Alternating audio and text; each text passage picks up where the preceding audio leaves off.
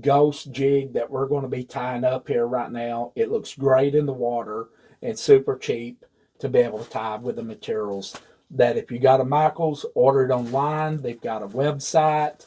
Just go check it out and save yourself some money. So let's go ahead and get ready to tie up this little ghost minnow. Okay, let's get the little gray ghost tied up here. The jig head I custom done that with like flake fingernail polish and some eyes I picked up off Temu. It's a 1 32 ounce. And we're going to run our thread an A by do it in black. We're going to run it right back to almost to the bend of the hook and then back up about a quarter way back up on the shank right here. The first thing we're going to be adding is some flashing that I picked up off Temu. This is some awesome color right here. Got silver with a lot of different glitter in it. And we're going to get about 4 strands of it here. Starting out, just search fly time flashing or jig time flashing on Temu, and he'll bring it up to it. You get like several different color patterns in the pack when you order it at a super cheap price. Good stuff. So first thing we're going to do is just give a couple tight turns here, locking that in. And then we're just going to take the excess of it and we're just going to bring it over. And we want this to be about 1 inch off the back of the hook. And then we're just going to give it some tight wraps right here, locking that flashing in. We're going to run right back down toward the bend of the hook with it, with some tight wraps. When we once get that done there, we're just going to grab the longer. We're just going to trim him up to match. Be adding is some of our crafting feathers, marabou, whatever you would like to call it. Got this at Michael's, as I was saying, for like $3 for 3 foot of it. Excellent stuff to work with. Looks great in the water. And we're just going to pinch us off some of this right here, just enough to work with. It won't take very much on this jig at all. We'll just get him cut here, then we'll measure again. And I want this to come back and leave this flash sticking out about 1/4 inch off the back of the bend of the hook here. So about right there looks good. We'll lay him right about midway up on the shank. We'll give him a couple of loose turns where we can work with him. Then we'll push forward. While pushing down, we want to go around the shank of that hook and cover it. So just work it around it. Take your time. Don't let it come out from under that collar.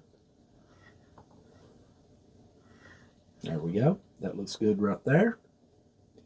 And then we're going to go ahead and do some nice tight wraps right here. Locking that in and work our way right back down toward the back of the jig head. And then right back, building that collar and that thread up. And then we'll go right back to where the feather starts. Now the next thing we're going to be adding is a couple more pieces of this flash. So we're going to put 2 strands on each side of this tie here. So I'll just get these together, just trim it up, make it even. Bring my jig over to the side. Lay it right on the side of that collar.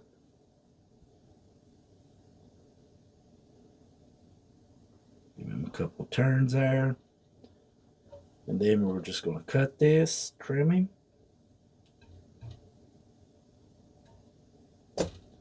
And then we're just going to repeat the same thing on the next side. We want this to go right back to where that other flashing ends. Bring it back around. Pinch it all up. Some more tight wraps back down toward the back of the jig head. And then right back to where the feathers starts at. Now, next thing we're going to be adding, this is 1/4 inch round black chenille. This is in like the yarn type. I didn't want the flash on this. Get it from the Lady Fly Tire on eBay.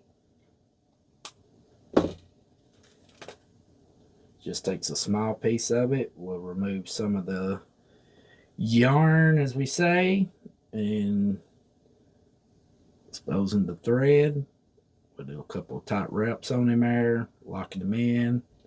We'll do us a crisscross here, a couple of those, and then we'll run right back down, back behind that jig head, and then we will go ahead and start wrapping this.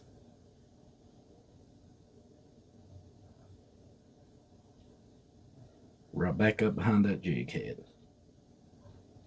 Snug him in good and tight. So we can go one more wrap there. Yeah, that looks good. Then we'll go ahead and lock the front part of this in. Do a couple of crisscrosses.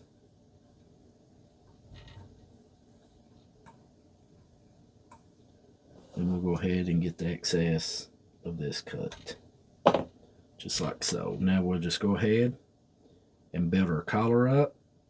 As we're building this collar up, that's going to expose that jig head. I don't want it covered with the chenille at all.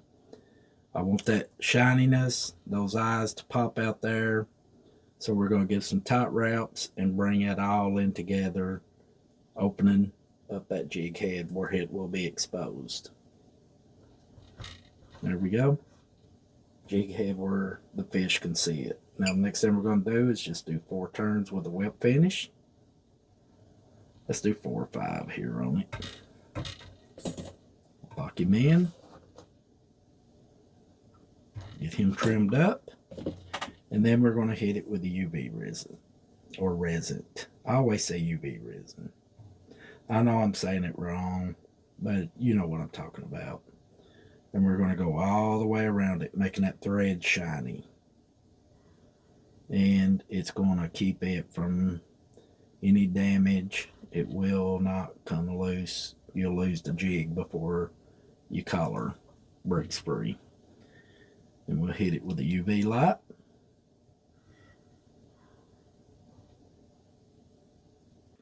I got the flash from Temu. Got this nice marabou in a big long 3-foot section. Tie a million jigs or flies with from Michael's. And you can make some awesome jigs with this stuff right here, or even flies and so on. If you like this video, I hope you give us a thumbs up. Subscribe to the channel if you're not subscribed. I bring a lot of jigs, and where I pick up my materials, where if you're getting started, you won't have to break the bank to be able to get tying some nice jigs, take out crappie fishing, bass fishing, and so on. So hit that subscribe button. And guys, give us a try right here. I think you'll really like it. The little ghost minnow, or ghost jig, whichever one you like to call it. Until next time, stay safe out there on the water. Happy jig tying, and we'll see you right back here at Hills and Gills.